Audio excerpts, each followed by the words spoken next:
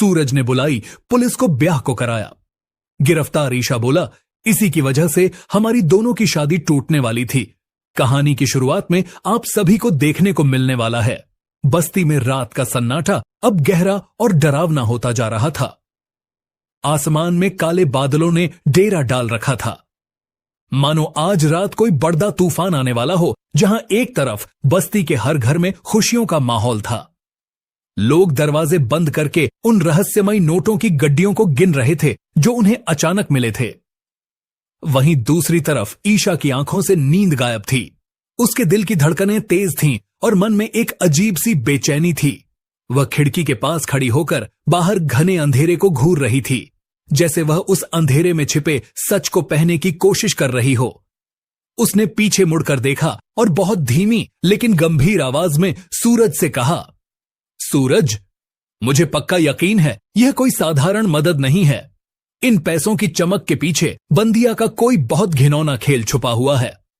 सोचो जरा, आज के जमाने में कोई बिना मतलब के बिना किसी शर्त के 1 लाख क्यों बांटेगा, वह भी इस बस्ती के लोगों को जिन्हें वह हमेशा से यहां से हटाना चाहती थी।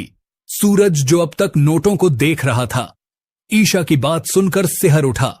उसने नोटों की गड्डी मेज पर पटकी और माथे पर आए पसीने को पोंछते हुए कहा, तुम सही कह रही हो ईशा। पहले पापा के घर के वह जरूरी पेपर्स अचानक गायब हो गए और अब यह नोटों की बारिश।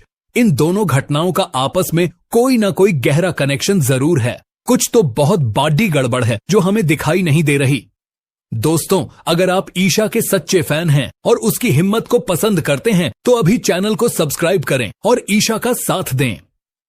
ईशा ने एक गहरी और भारी सांस ली। उसने सूरज की आंखों में देखते हुए कहा, हमें आज रात ही इन नोटों की असली सच्चाई का पता लगाना होगा। अगर हमने देर कर दी तो शायद सुबह तक बहुत देर हो जाए।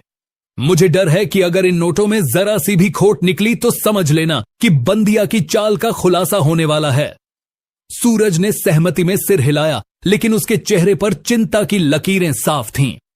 उसे डर इस बात का नहीं था कि नोट नकली होंगे, बल्कि डर इस बात का था कि अगर बंदिया को उनकी जासूसी का पता चल गया तो ईशा फिर से किसी बर्ड मुसीबत में न पड़ी जाए। बिया वो औरत थी जो अपने रास्ते के कांटों को हटाने के लिए किसी भी हद तक जा सकती थी। दूसरी तरफ शहर की पुरानी और रईस हवेली के स्टोर रूम में एक मध्यम सी रोशनी जल रही थी। वहां का माहौल बहुत ही रहस्यमय था। बंदिया, जिसके चेहरे पर एक शातिर मुस्कान थी, धीरे धीरे अंदर आई। सामने एक अनजान आदमी खड़ा था जो शायद उसका खास मोहरा था। बंदिया ने उससे कड़क आवाज में पूछा, सब तैयार है ना? बस्ती वालों को नोट असली ही लगे हैं ना? कोई शक तो नहीं हुआ किसी को? वह आदमी सिर झुकाकर अदब के साथ बोला, जी बीबी जी, बिल्कुल वैसे ही जैसे आपने हुक्म दिया था। यह वही पैसे हैं जो आपने मंगवाए थे। यह नकली नहीं है, बस अवैध तरीके से, यानी गैर कानूनी रास्ते से आए हैं। अगर पुलिस ने जांच की या किसी ने बैंक में जमा करने की कोशिश की तो यह मामला इतना बड़े बन जाएगा कि पूरी बस्ती सलाखों के पीछे होगी। कहानी में आगे क्या होगा जानने से पहले अगर आप ईशा के फैन हैं तो जल्दी से चैनल को सब्सक्राइब करें और नोटिफिकेशन बेल दबाएं। बिया यह सुनकर जोर से हंसी। उसकी हंसी में एक शैतानी गूंज थी। उसने अपनी साद का पल्लू ठीक करते हुए कहा, जांच? अरे बेवकूफ, मैं जांच होने ही नहीं दूंगी। मेरा प्लान बहुत पक्का है। जब पूरा मोहल्ला लालच में आकर पेपर साइन कर देगा और यह पैसे ले लेगा, तब यही नोट उनके गले में फांसी का फंदा बनेंगे। पुलिस के डर से वह सब अपनी जमीनें मेरे नाम करेंगे और वो सूरज, वो खुद गिड़गिड़ाता हुआ मेरे कदमों में आएगा। बस कुछ देर का खेल और है। उधर बस्ती में ईशा ने हिम्मत नहीं हारी थी।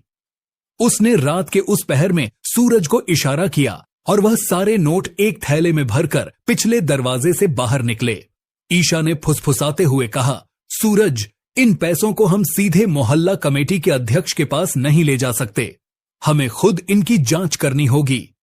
अगर इन नोटों के सीरियल नंबर एक जैसे हुए या कोई स्टैंपिंग मिसमैच मिली या फिर यह ब्लैक मनी के लॉट का हिस्सा निकले तो यह साबित हो जाएगा कि बंदियां हमें फंसाकर यह मोहल्ला हदना चाहती है।